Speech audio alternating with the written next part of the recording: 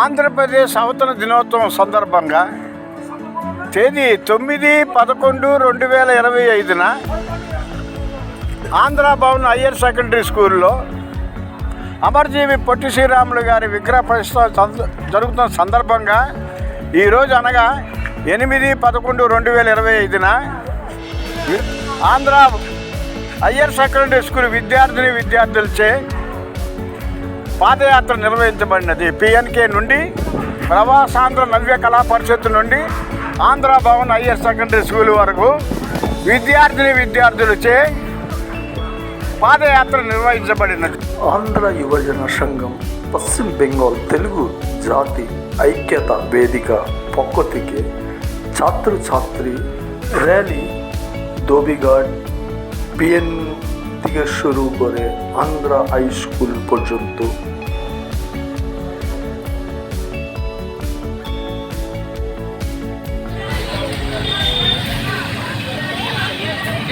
తెలుగు తల్లి తెలుగు తల్లి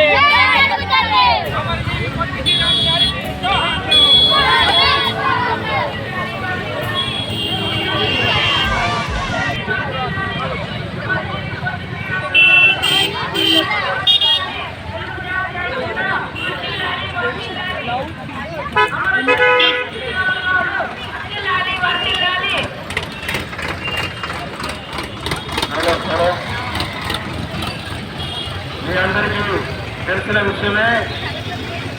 మన ఒకప్పుడు ఈరోజు ఈ అమరుడైన అమరజీవి పొట్టి శ్రీరాములు ఆంధ్ర రాష్ట్ర అవతరణ కోసం ఎన్నో రోజులు 58 రోజులు ఆమరణ నిరాహార దీక్ష చేసి అమరుడై మన తెలుగు జాతి కొరకు మన తెలుగు భాష కొరకు ఎన్నెన్నో పోరాటాలు చేసి భాషకు ఘనత సాధించిన అమరుడైన అమరజీవి పొట్టి శ్రీరాములు యొక్క జ్ఞాపకార్థంగా